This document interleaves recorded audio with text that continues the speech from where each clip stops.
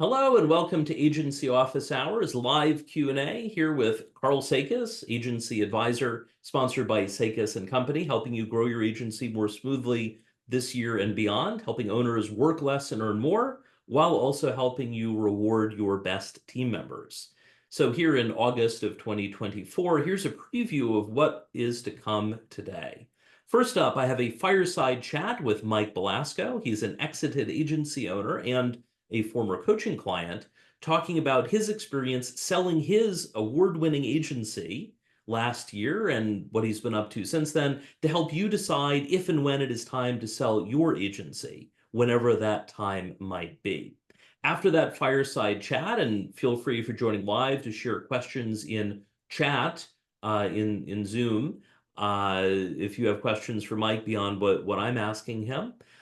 Then we have a question from Jen in Vancouver about, hypothetically, say you're looking to sell your agency, how should you approach communicating with your team? What to say, what not to say, which people, this and that. And finally, we have a question from Tyler in DC. If you are considering an acqui-hire exit, how should you approach that? How should you prepare? If you have a question that you'd like to ask me in a future event, we're meeting here live on Zoom every second Tuesday of the month, 12 to 1 p.m. Eastern Time. If you'd like to ask a question at a future event, include the question when you RSVP. You can book all the way through the end of this year, and we'll let you know ahead of time if you're on the list. Don't share anything out loud that you don't want to become public because we are recording. Of course, if you're watching the recording, you've got access immediately, but can't ask questions since you're on the video. All right. Well, first up, let's welcome Mike Belasco. Mike, let me go ahead and bring you in here on Spotlight. Thank you for joining Agency Office Hours today. Thank you, Carl. It's a pleasure to be here. Yeah. So, we worked together for many years in our coaching relationship, and we're now working together on the October 2024 Control and Maximize Your Agency Exit Workshop. And part of what brought that together was having your successful exit and realizing, even in spite of that, there were some things that you wish you had known, might have done differently.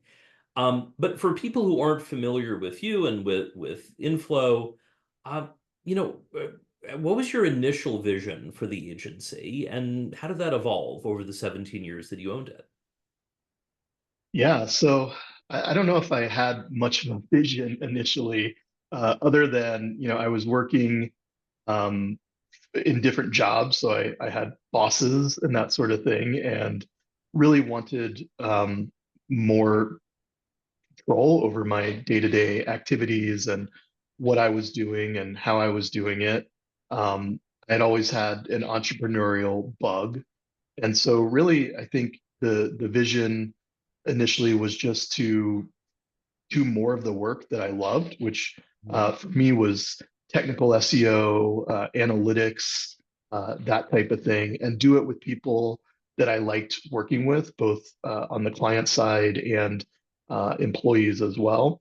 And the agency just kind of grew. I wouldn't say I was a reluctant agency owner, as you sometimes talk about, Carl, where one day you just find yourself running an agency when all you really meant to do was the creative work or the SEO work or whatever it might be.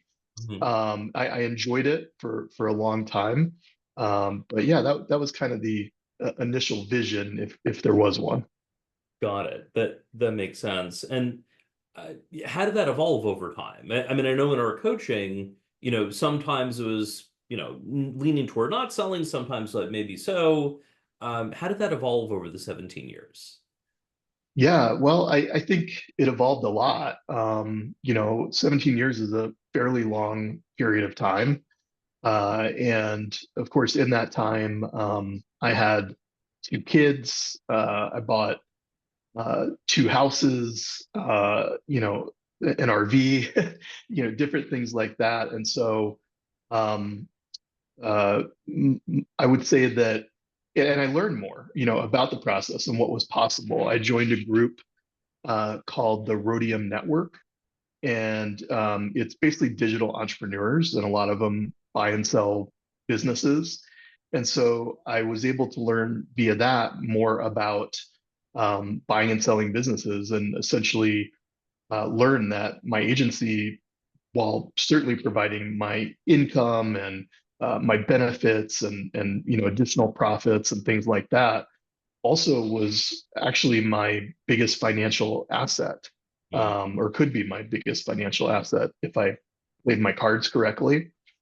And so, as I progressed through that 17 years, I, had enjoyed doing what I was doing, but didn't enjoy few parts of it. Some of the stressful, like employee situations that occasionally popped up, or the occasional client stuff. It just got old for me, after a while, and I was ready for a big change. And so I suppose my vision at that point changed from what you refer to as in your coaching as a lifestyle agency to what you now call an equity agency, meaning I was looking to sell and to get out. Were there any specific moments where you were like, okay, definitely it is time to prepare to sell? Uh, I definitely remember that thought crossing my mind with several, unpleasant experiences. I don't know if I want to get into all the details of each one. It wasn't a rash decision by any means to sell.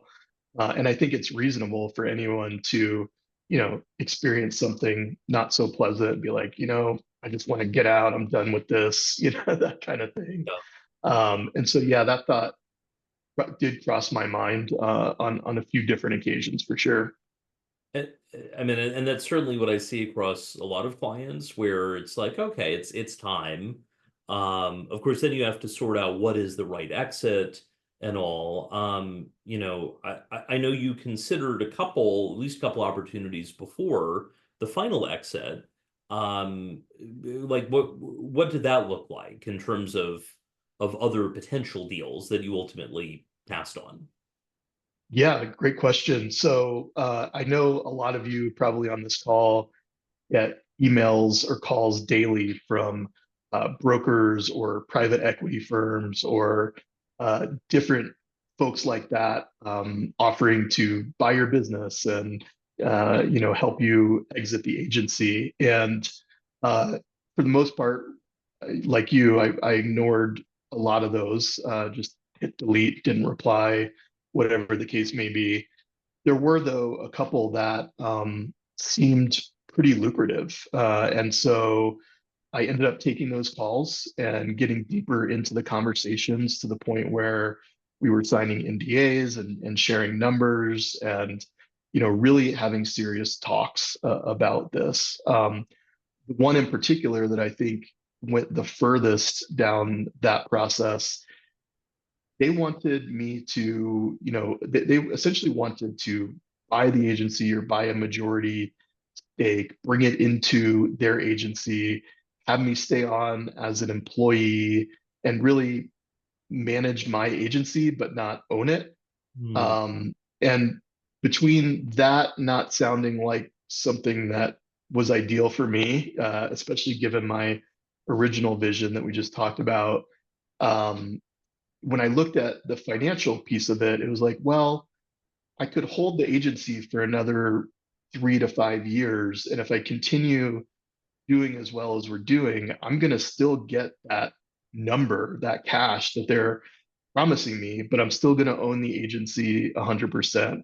I'm still going to be in control of all my decisions and not have to work for someone else. And so at that point, I backed out of the discussion because I realized that wasn't the exit option that I was looking for. I didn't know a lot about what exit options were available to me. I hadn't really put those pieces together. And so, um, but obviously going through that process, I was able to come to that conclusion that it just didn't sound like something that I wanted to do, nor that was probably a great financial decision. And then of course at some point we talked about what about selling to someone internal, someone who already knows the agency, you know them. I mean, one of the hardest things about an external buyer is, can you trust them? You know, Yeah, 100%. I didn't know these people. You can try Googling them and stalking them, not in a bad way, but but you can. right? It like you didn't know them until they sent that email. No, not at all. I had never heard of them. And really just didn't know anything about them. And the other piece was, I cared deeply about my employees. I always felt a great sense of responsibility for them and making sure that they worked in a great place and that they were able to meet their personal goals and take care of their families well. And, there was just no guarantee about what their future was. And so that was another piece for me that I just wasn't sure that it was the right fit, just given my principles and my values around my staff. That makes sense. And we'll talk more about this in the October Control and Maximize Your Agency Exit workshop. There are a lot of exit options, there are a lot of types of acquirers. But, for instance, you could sell to a private equity firm. They don't care about your employees. And in fact, you're going to try to get rid of them to help, boost profit margins. You might get an amazing offer from a PE firm, but if it means that the team will be decimated, and they're probably never going to talk to you again, that's something to weigh, and so like that took that off the table for you. It did, yeah. And just to, I guess, fast forward through that scenario, I did end up holding the agency those 3 years, and I did make more than I would have gotten had I sold to that agency while Yes. still maintaining control. And yes, the conversation about an internal buyer came up with us, and spoiler alert, that's ultimately what I ended up doing was selling to one of my staff members. And I've seen a number of clients pursue that route. How did you, with you don't have to get into all the details, but how did you bring it up with the key team member? Well, I actually brought it up twice. Okay. So the well, actually three times. The with three different people. The first one, I thought might be a good fit. We talked about it extensively. It ended up just not being something that it wasn't this person did not want that amount of responsibility. They liked the position they were in. They Yep. liked the security, of being an employee and not necessarily having it. And so it didn't work out, which was a little deflating because I really thought that this person could do it and do it well, and they would be a good fit for the rest of the team. Um, Another individual that I spoke to about it at the same time as Jen, who ended up buying the agency from me, she uh, was not a marketing person. She was very good with the financials and HR and employee management and a lot of those things. But one of my contributions to the agency was always keeping up with the technical stuff and the strategy and everything else. And so I think she was pretty interested, but I just didn't feel it would be the right fit for the agency and for our clients. And the person that ended up buying it, Jen, I hired her not too long before I ended up, bringing it up with her. And one of the things that she was doing before she came to work with Inflow was actually searching for an agency to buy. And that's not something we had really talked about much. I found that out later in the process. But when I heard that, I realized, okay, this might actually be the one. This might be a good fit. And so I just sort of brought it up, and we talked about it. And I always was very transparent with my staff and where things were. And sometimes, you just got to take a chance. And bring it up. And certainly it doesn't always go as well as it did, as I experienced in a couple other cases. But this one worked out. Yeah.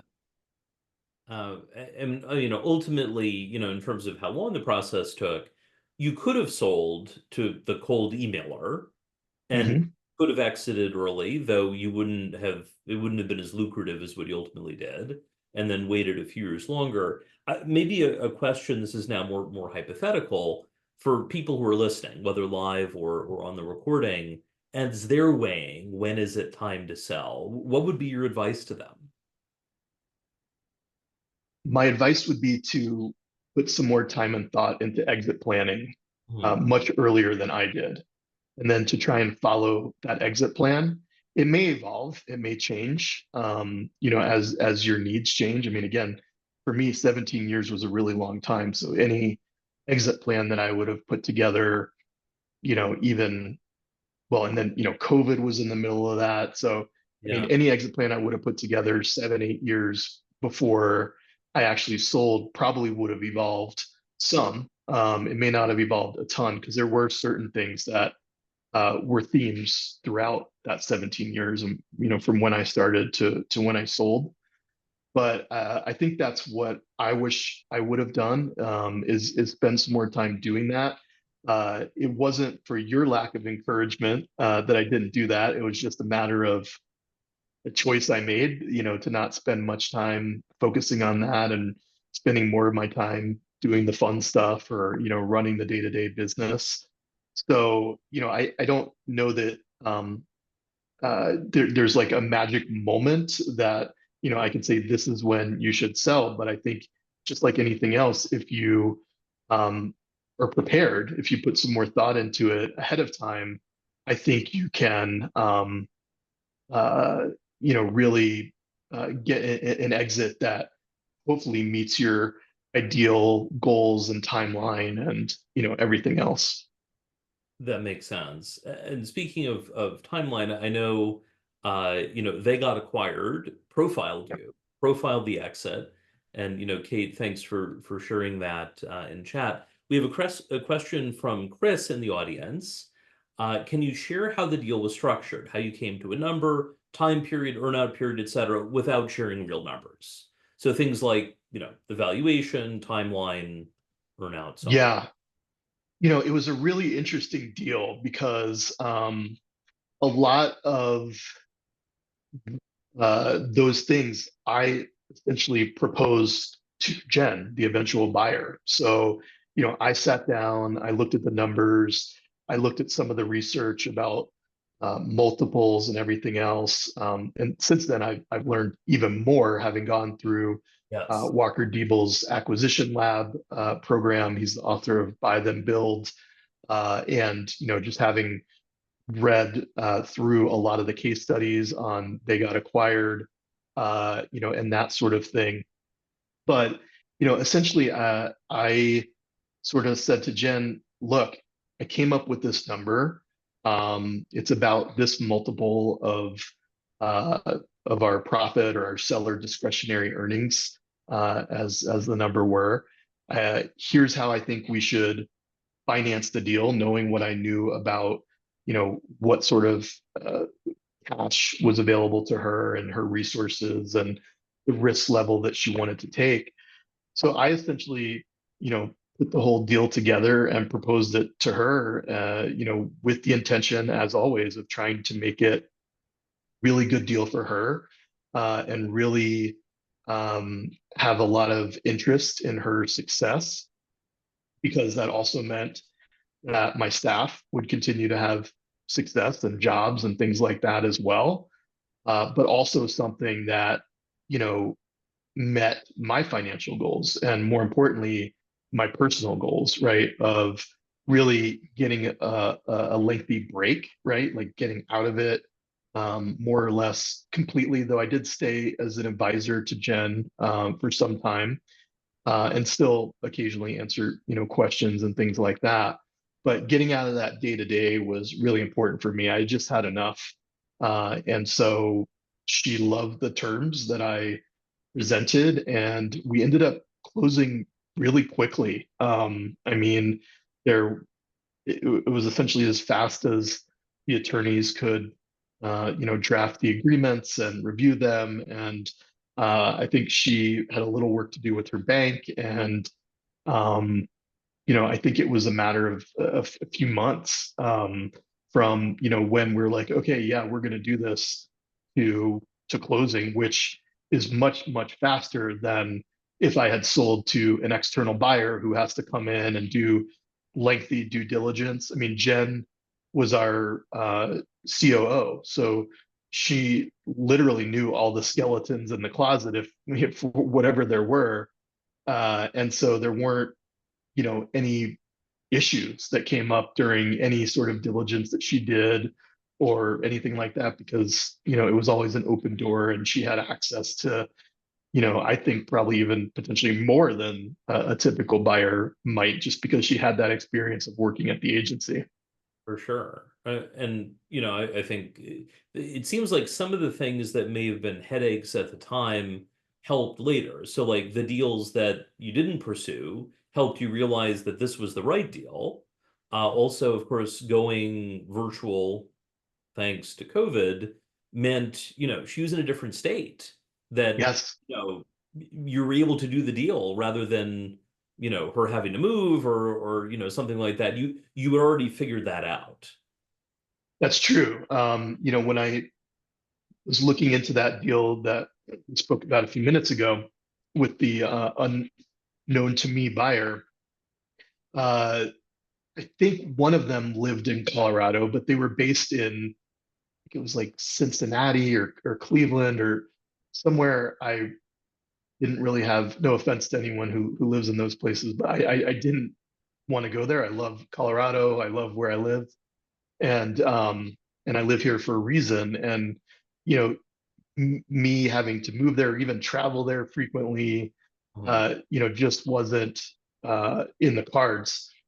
Jen used to live in Colorado, and she has come out here quite a bit, and was happy to continue having, the majority of staff be in Colorado. But you're right, during COVID, we had going into it, we had a few remote employees, but usually they were people that started in the office in Denver and then, moved to Costa Rica or North Carolina or Canada or whatever the case may be. But then during COVID, we started hiring people that had never even been to Colorado. Mm. And we had more and more of those as the years progressed, beyond the pandemic. So that did make it a different type of deal, and enabled that sort of purchase for Jen. Makes sense. I know Texas has the bumper sticker and shirt. I wasn't born in Texas, but I got here as fast as I could.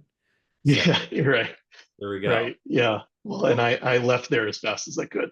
So that's but, where I was born. So but yeah, sort of drawn to Colorado. So, if people have other questions, and Chris, thanks for the questions for Mike. Mike will be on chat. So if you have questions, feel free to share in chat. We'll help as he can. Coming up, we're going to shift over to a couple more questions. But Mike, thank you so much for joining. yeah, thanks for having me. I'm happy to answer any other questions. And yeah, thanks again. And of course, if people want to dig even deeper, you can join us in October at the workshop. Uh, Okay. Speaking of that, so today's office hours is sponsored by Sakas and Company. Karl Sakas here. Coming up in October, we have a workshop that if you've ever considered selling your agency, you'll probably want to check this out. And there is currently a discount on it. As Mike mentioned, your agency likely is your family's biggest asset. Or maybe if you're, one of a couple owners, maybe it's a number two asset. After all, what else is going to produce six figures in annual income, plus some sort of a potential multi-million dollar exit? Probably nothing else in your portfolio. So you don't want to leave things to chance. I recently read a sad story in the local business newspaper about a firm that was shutting down after 30 years. It was a staffing firm, so not an agency, but certainly the business model, some similarities in terms of professional services. and things like that. And the owners announced, it was a couple that had founded it. They were dating at the time and then have since gotten married. And they're shutting it down after 30 years. It's a profitable business. They had their best year ever just a couple years ago, like mid COVID. They apparently had wanted their kids to take over. They were 25 and 27. They didn't want to take over the business. And for the lead founder, he was serving as the CEO, he noted that he didn't want to do an earnout and stick around for a year or two. He was just ready to stop working. Uh, all 20 of their employees got laid off or were told they had to find new jobs. And this was a company that had won various awards as the best place to work. They placed thousands of people for many clients. Based on my estimates, I made some rough estimates about what the valuation might have been. I think by not starting their exit planning process a couple years ago, it appears they walked away from $3 million. Could be a little less, could be a little more. But if you assume 4% a year, that's 120,000 a year in income from that $3 million that they could have gotten if they had started just a little bit sooner rather than like, I'm done with this and I'm walking away. I would hope that I could save you from that whenever you might be planning to sell, or if you just even want to explore the option. That's why Mike and I put together the Control and Maximize Your Agency Exit workshop. It's coming up live in October, 2 hours a week for 3 Wednesdays in October, October 2nd, 9th, and 16th. It's live via Zoom, plus recordings if you miss one of the live sessions. And it's not just me and Mike. We have 9 speakers total. There's a panel of agency sellers share what they wish they had known, agency buyers sharing what they look for when they buy firms. If you've come across, for instance, Andrew Wilkinson of Tiny, we have his head of agency acquisitions, Pradeep Nalluri, who's the CEO of their $100 million agency division. We'll do a fireside chat and he will answer your questions live. We also have Hugh Boston, who used to be the head of M&A at Interpublic Group, one of the big holding companies, where he acquired agencies ranging from $2 million to $2 billion. If you're listening, you're probably not going to sell your agency for $2 billion, just to manage your expectations. But you can ask what they look for or were looking for when they bought. We have Jonathan Baker, M&A advisor at Punctuation, sharing and more. So if you buy your ticket by August 31st, you can save $400 thanks to the pre-sale discount. If you have any questions, just let us know. And if you're watching live, we've shared a link in chat. If you're on the recording, we have the link in the description. All right. Next up, we have a question from Jen. Jen has a question about exit communications. Why don't we bring you on? Jen, thank you so much for joining Agency Office Hours. Oh, thank you for taking my questions. It's exciting. Yeah. That was very informative, Mike. Thanks for that. So we're a medium-sized branded podcasting agency from Canada. My business partner Roger is on the call as well. Yeah, and we're not sure what exit strategy we're planning, but we know that it's a good idea to start thinking about it, just like it's the responsible thing to do. And so one of the problems that I foresee is that anytime you bring up change with your staff, it ruffles feathers, right? Yes. And yet I'm not sure I can see a way to like kind of get all the ducks in a row for, let's say, an acquisition, or it could be succession planning of any kind. Yeah. Without alarming the staff. Like, how do you do that? Are there things that you do privately first, and then at a certain point bring in the staff, and which staff and why and how? These are questions that I'm grappling with. Yeah. Well, let's take a look at that. So to summarize the question, when it comes to exit communications, how do you decide what to tell the team, how much, which people, when, and things like that? Mm-hmm. As a starting point, we can think of a continuum. At one end of the continuum is basically tell people nothing. They don't find out until the exit closes. there's a new owner and they do nothing. That's kind of one end. At the other end of the continuum is basically tell everyone in advance that you were planning to sell at some point, and sort of everyone knows there's going to be an exit. Now, those are extremes. It's in my work across 600 plus agencies, only a handful of agencies have broadly told people we're planning to sell. Usually with some sort of financial incentives. For instance, we have set aside 10% of the exit price. If you are an employee at that point, you'll get some percentage of the exit. I mean, in that case, you're telling them there's an exit, but they're going to make some money from it. That's a good reason to stick around. That is relatively unusual. More likely, there's a pool of phantom stock for key executives rather than everyone. But one version is tell everyone. Another version, of course, is tell no one. What's more common is around telling, say, your number two, maybe the COO if they're not one of the partners, or basically the employee who has the most power within the business and that you likely trust the most. Hopefully, that's the same person. Sometimes people will tell the full executive team rather than just the one person. But you touched on a key thing around sort of doing it in phases. So as a starting point, decide, do you even want to sell? Like, I know you're looking at this hypothetically, do you even want to? Mike mentioned examples about getting approached by different people. And one of the things I'll raise with clients in general before you entertain a potential offer, if you get a random offer or interest, do you want to sell right now? Because if you don't, just say no. Or maybe take the phone call and hear what they have to say, but don't proceed to doing like a non-disclosure agreement. Or maybe you do the NDA and you have some discussion, but you don't get beyond that. So start by deciding, is this something you even want to entertain?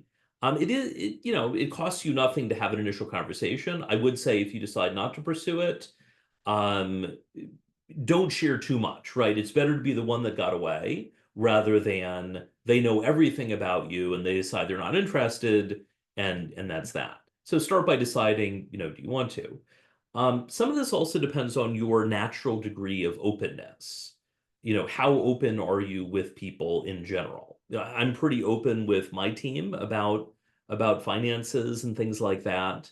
I've let them know that it would be nice to sell the business in like 20 years.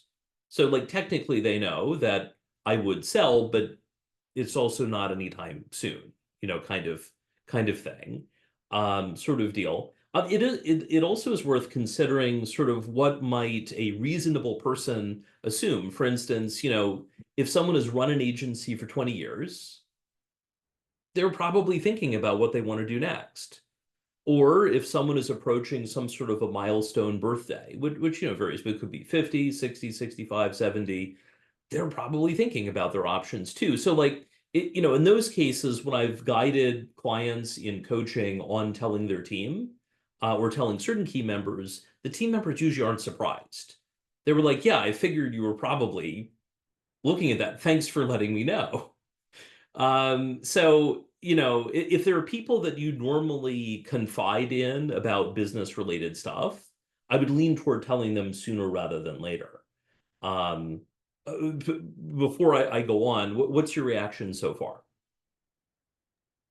Well, we're an organization that has a fairly like lateral structure. We rely a lot on the expertise and contribution of especially our leadership team. So I think there will come a point where we'll sort of need their input and help to move it forward. The incentive idea is very interesting. Yes. Yeah, so that I could see that being helpful, because you just don't want that rats off a sinking ship thing. Right. Like, and I understand why employees would want to look for something that they know is going to be secure. And anytime there's an acquisition or a merger, anything of that nature, chance it can be risky.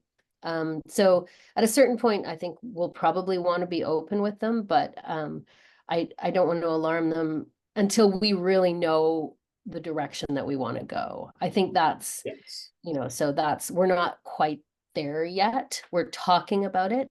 Right. And so trying to figure out like what things we should be quietly doing and making sure Yeah. are happening in order to be in a good position so Yeah. that when the time really does come, we're ready, you know? Part of it in terms of the ducks in the order would be certainly come to the workshop in October to get a kind of a window of things. But also make sure you're not making promises you can't keep, right? So like if you say, we are selling in 2 years, well, if you don't, then it's like, well, the apocalypse didn't come. It's like 2 more years, right? That's not ideal, kind Yeah. of thing. Also be careful about promising, phantom stock or other equity sharing or versions of that, if you don't plan to. There are Well, also, or I guess if you don't know what kind of deal you're going to be able to strike, yeah, right? yeah, Yeah. exactly. So, on the other hand, as you mentioned, right now things are fairly flat, fairly lateral. You may decide that you add some level of structure. The person who is at the top or near the top of the structure beyond you and your business partner, they're probably someone who's going to have some incentives, whether it's through phantom stock or otherwise. And for those listening, by the way, phantom stock is basically synthetic equity. So what agencies usually will do is they'll say, if we sell, you get this percentage of the proceeds. So that person is not a legal owner, right? Or like, with your Secretary of State, they're not listed as, one of the members of the LLC or a shareholder in the S corp or what have you. But effectively, they get the equivalent of that. You can also, since it's synthetic, you can structure it however you want. Maybe they get a percentage of profits along the way, and then they get some percentage of the exit. Talk to your lawyer about specifics. This is definitely a talk to a lawyer. The two law firms that I generally recommend, Matchstick Legal and Sharon Turek. Both are specialists in agencies. And a regular attorney can help potentially as well, but agency specialists, I'm a fan. So yeah, don't make the promises. Uh, before thinking about incentive alignment, there may be some things you can structure so that, for instance, people get, say you've hired someone to be the CEO, or maybe you've hired them to be the president or the COO. Basically, they're somehow running things day to day. The acquirer likely wants them to stick around, maybe not forever, but for some period of time. And so you want them to stick around too. Maybe they get two performance payments, one when the deal closes, and then maybe a second one perhaps a year later. Now, this is all negotiable with the Right. acquirer. If the acquirer is like, I don't want them, okay, that's a bit different. But to me, it would be foolish for an acquirer to want to just get rid of the person running things right away because they have Yeah. all this knowledge. Right. So, I mean, in that case, when you tell the employee, this is again hypothetical, we're planning to sell at X period of time, no guarantees, but if you stick around there, you'll get this percentage as of the closing, and you'll get maybe that percentage a year later if you stick around. I Yeah, mean, in that's that case, why would they leave? They're going to get $100,000, $200,000, who knows how much. right. It's an Right. incentive. It's an aligned incentive. That makes total sense. The final thing to consider would be around your ideal versus minimum acceptable outcome, and also perhaps your worst case outcome. And this, by the way, is a model that for everyone listening, you can use for any major decision. So the idea is that you consider, all right, you've got a scenario, you're trying to figure out what to do. And I use this with clients when I do an action path one-off call. What is your ideal outcome? What is, if everything was perfect, it would work. That would be great. That would be ideal. Then we've got the minimum acceptable outcome. That's where it's not the ideal, but you're okay if it happens. For instance, if you're talking about a decision about whether to raise a client's rates or not, if it's a client that you're willing to lose, minimum acceptable might be you lose them as a client, but they don't badmouth you on, on reviews, something like that. And then the worst case scenario is if everything just goes catastrophically, and this is what you're trying to avoid. Now, when I'm advising clients on that, usually I'm focused on, okay, how do we get close to the ideal? but make sure we deliver at least the minimum acceptable while avoiding the worst case scenario. Sometimes, for instance, that if you've got an employee making a false claim against the company, sometimes paying them a settlement, even if they don't really deserve it, if that gives you the minimum acceptable while avoiding the worst case, sometimes that makes sense. So we've shared an article in chat on that, and we also have it in the description if you're watching the video afterwards. But given Jen everything we've discussed, what are your top takeaways? But before we move over to today's final segment. Well, I thought that the phantom sort of incentives, the phantom cut that you can fairly, if you're careful about it, that you can offer both like in the lead up and in the days following. Yeah. That's a really useful incentivization. So I could see that being something that when we're ready to bring in our key person, Roger and I both know who it is, whose help we would need, like literally with the math. I think that person would need to be looped in somehow, and they're almost like their discretion needs to be secured for a while, right? Until you figure out the plan. And so that's good. And also something that Mike said about like the value to the value, like how much you value your employees. Yes. And I think like we really like podcasting is a high touch business. We rely on like really passionate people to do this work, and we try to reward them accordingly and value their opinions and stuff like that. And I just would really want to ensure that continued. So that's something that that I'm going to take away as well. Just that. But yeah, I think that incentivization plan, and I see that the note in the chat from Chris that it says there's no capital gains implications when giving phantom. So that's also intriguing. Good point. And certainly your lawyer and accountant can help on structuring things, but that I've heard that what Chris mentioned, I've heard that before, but obviously your tax advisors can get into specifics on that, and there we go. Well, we're in Canada, so maybe they will tax us. It's different here. I don't know. It might happen some way, but then they'll be really, really nice about it. Or we have really nice roads though, and free Medicare, so it's cool. Yes. Well, Jen, thank you so much for joining today, and good luck. Let me know, how things go. Yeah, thank you. It's been a really interesting chat. Thank you. Well, our final question for today is from Tyler in DC. Tyler, if you want to come on video, come on audio, welcome to Agency Office Hours. Thank you. Happy to be here. I just want to say also thanks to Karl and Mike, especially Karl and Steve, for putting out like all these resources. It's a lot of work, and you don't necessarily get an immediate payoff for it. So I know there's a lot of folks like myself that appreciate that. And also, just based on this call, if you're here, you've kind of had the thought. I know that can feel like a lonely place, and it's actually not. I think anybody who started an agency has, sort of had these forks in the road. So I think it takes some courage to sort of be here. Just want to sort of acknowledge that for everybody else. And I guess with that, I'll sort of jump into it. So I like Karl's framework there about sort of the 3 questions. So I guess I'll sort of preface that by sort of what I'm looking for. So I've been running my own digital marketing agency for 11 years. It's solidly become, I guess what you could say, a lifestyle business, and it's a good lifestyle. So there's not a whole lot of pressure, thankfully, to make a change, which is also makes it that much more difficult to make a change once you've sort of hit some life milestones or know that something sort of needs to give. So for me, I think I've got to the place where my ideal outcome is a little bit of a unicorn.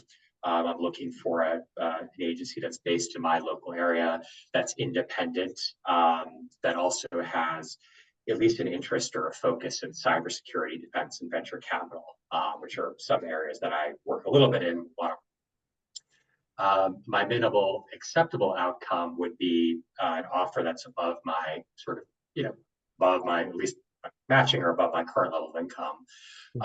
But at the same time would give me some ability to network and sort of expand for eventually jump out of the agency life. In worst case scenario, I think is doing nothing, letting the business wither away, losing clients. So all that to say, if you're someone who's looking for an acqui-hire, sort of any advice or sort of thoughts about sort of how best to approach that, primarily because I don't want to go through the extended long due diligence, and kind of once I sort of make a decision, I want to do it. I don't see investing another 2-3 years into the business to grow it to a higher revenue multiple. Makes sense. Well, let's dig in on that. So to recap, if you're considering an acqui-hire as your ideal exit, what should you be thinking about to help make that happen? Both in advance and as you get toward it. Well, first, congrats on identifying that as your ideal exit. I think some people you're listening and they're like, the idea of someone acquiring the agency and then my working for the agency of the other firm, that sounds terrible. Why would I want to do that? I helped a client through an exit about 10 years ago that ultimately was an acqui-hire, and he continued running the agency as a division of the acquirer. In that case, the acquirer was one of the clients of the agency, and the client was like, we love what you're doing. And ultimately, they weren't too concerned about the price. They were like, we want you and your team to be our team full time, all the time. So they were able to get a financially pretty good deal. And then for my client, who had been the owner and the CEO of the agency, he basically got a pay raise and less responsibility than he had before.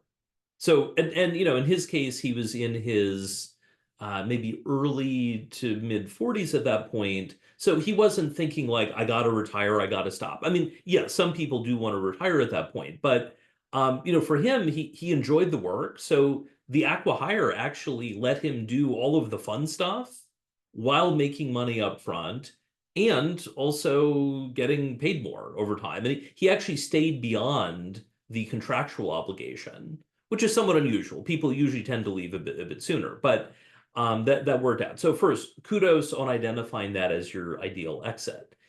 Next, I would start identifying a target or maybe a few targets in mind. These would be target acquirers.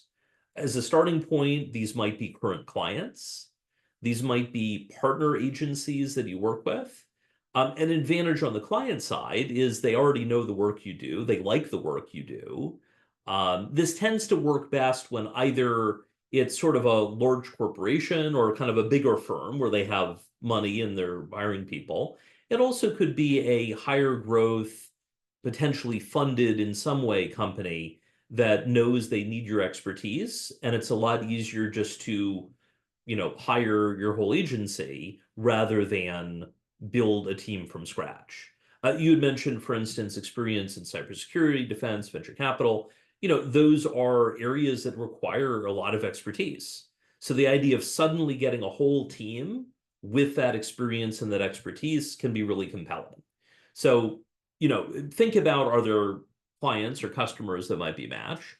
There also may be potentially partners in the industry. Maybe an agency, a bigger agency that you often support, whether it's on a white label basis or as an equal partner, strategic partner, or something else, that can be an option as well. And importantly there, what they're like to work with, right? Are they good at managing client expectations, or is it constant fire drills? Or maybe not even a fire drill, an actual fire, like we're putting out the fire. That's probably a firm I wouldn't want to get acqui-hired by. On the other hand, if things generally run smoothly, that can work. One of the examples, one of the panelists in the October workshop had a similar situation where someone she knew mentioned that they were looking to expand into her industry and would she be interested in selling. It was a win-win. So consider existing clients and maybe past clients too. Consider partner type agencies, and you also might sort of think about your network in general. And Kate, if you could share the link on how to download your LinkedIn contacts, Tyler, and for anyone else listening, you can download your LinkedIn contacts and look at where are they now. So it doesn't always include your email address. You may have to contact them through LinkedIn, but see, maybe there's someone that's at your ideal acquirer now that you worked with 10 years ago, and now they're in a position where they'd love to have your help. So that's a potential starting point. I have a few other things, but first, Tyler, what's your reaction to this so far? Yeah, thank you. I think that's all good advice. It's also sort of comforting to know that I've kind of stumbled in or through talking to people a few of those suggestions. But I think it's interesting to hear it together.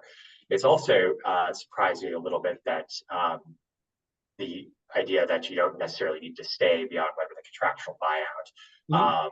I think that's sort of something that, if I'm not going to be running it myself, I would do it and support the transition. But agency life will always sort of be there, and I might come back to it. But that I think was clarifying. And I guess I'd sort of follow up by asking, how particular have you seen folks get in their offers? Are we talking, down to like the dollars and cents, and I want this percentage matching, or do you see it? Would you sort of counsel people more to learn, leaving it a little bit more like open-ended in terms of like maybe the working conditions that you want rather than the dollars and cents? I mean, there's a joke in M&A that you get either the price you want or the terms you want, right? So if you're like, I want $10 million and all of this, and this, you might get one of those. Maybe they're like 10 million, but no, it won't be 100% down. We'll do half down. Jonathan Baker, who's the M&A advisor who's speaking in session 1 of the program, notes that typically 50% down tends to be the sort of common approach. So for instance, in that example, it's like 10 million and I want all of it down. They're like, we can do half down for 10 million, or if you want all down, maybe we'll pay you 5 million all down, kind of thing. It's all negotiable. Some of it comes down to your negotiating position. If you have a strong negotiating position, you can dictate more terms. Whereas, if the acquirer realizes they have the upper hand, they're going to be the one dictating. So, there is that either you get the price you want or the terms you want. I would take a look at what is most important. For instance, I have a client where I'm helping them as they head toward their exit. And one of their comments was, thinking about ideal versus minimum acceptable, they prefer at least $7 million as the exit valuation. But if an acquirer said, we'll do 5 million, but you can walk away within 6 months, they would take the 5 million. So it's sort of like 7 million and stay for 2 years, or 5 million, stay for 6 months. Reality is going to be somewhere in between. But it's important that they've identified that. And if it's 6 million, maybe somewhere timeline in between. So that's something to consider. A few other things to keep in mind for you and for others. Consider how you'll position the valuation. If they want your book of business, you're selling in part the future revenue and profits from those client relationships. That tends to apply if you're doing an acqui-hire by another agency. On the other hand, if you're selling to an in-house client, they may not be as concerned about the revenue because they're probably going to wind down. They're doing work for external clients, and instead it's more about getting the team. In some cases, they may be paying you to walk away from your existing business, where you're getting some degree of money to shut down the business so that then they can get your help, internally. You also want to think about which employees will come to the new entity. In some cases, the acqui-hirer brings in everyone, but in other cases, they're like, well, you've got 5 designers and we only need 2 because we've got designers already. Pick the 2. You're then going to have to tell people that they didn't make it. That was one of the things that came up in the Tian and Lax exit a number of years ago in, I think, 2015, where they announced that the founders, Tian and Lax, were going to join Facebook. but I think there was some controversy at the time, and it's like, yeah, the founders and some of their employees were going to Facebook, but not everyone. Like a bunch of people got laid off. So it was sort of this like, wow, success story going to Facebook before Facebook hurt their reputation as much as they have in the past 9 years, kind of thing. And I did look before our session today with Tina and Lax. One stayed for 7.5 years, the other stayed for about 8 years. That's longer than typically happens in traditional acquisitions. I'm a fan of the book Founders at Work by Jessica Livingston of Y Combinator, where she interviews it's stories of startups' early days, companies you'd recognize. And the two things that stood out to me from the book were one, the thing that companies were founded for usually pivoted at some point, and two, the founders rarely were still there 2 years after the exit. So I think with an acqui-hire, kind of final point on that, it is vitally important that there's a strong culture match, because it's going to be your new employer, in that model. It's not just, do you trust them to pay you as planned? It's, are they going to be a good boss? So any final questions or reactions, Tyler, on that before we wrap up today? No, I think you really nailed it. And what I've sort of been noodling on is do I try kicking some current work to a potential acquirer / partner agency to feel them out. That could be one route I go. I just wouldn't want to miss twice with that. So, but yeah, definitely some excellent points here that I'll be reflecting on. Yeah, well, good luck as you work through it. Let me know how it goes. Will do. All right, Tyler, thank you very much. That is agency office hours for August 2024. If you're interested in the October workshop, Control and Maximize Your Agency Exit, I would recommend buying your ticket before the end of August, because you'll automatically save $400 on your ticket. That'll help you boost the ROI of the workshop. Mike and I will be leading that coming up in October the 2nd, 9th, and 16th, 2 hours a week via Zoom, and then recordings and exercises on your own. Thank you so much for joining today. If you have a question you'd like to ask in a future event, include it when you RSVP. As a preview, our guest next month, September 10th, will be Kalila Jones. She's a twice exited business owner, including selling her agency, and she'll be sharing about life after selling the agency. Because it's not just, okay, all this work, sell the agency. What are you doing after that? I know, Mike, you seem to be doing, for instance, more like skiing and fishing than when you were running the agency, which sounds great. Kind of thing. It helps to start thinking about what you want to do afterwards and how to make sure that's fulfilling and enjoyable and things like that. So join us September 10th, and we also have spots for a couple questions, so include those when you RSVP. If you're joining us live, we'll have the video posted within 24 hours.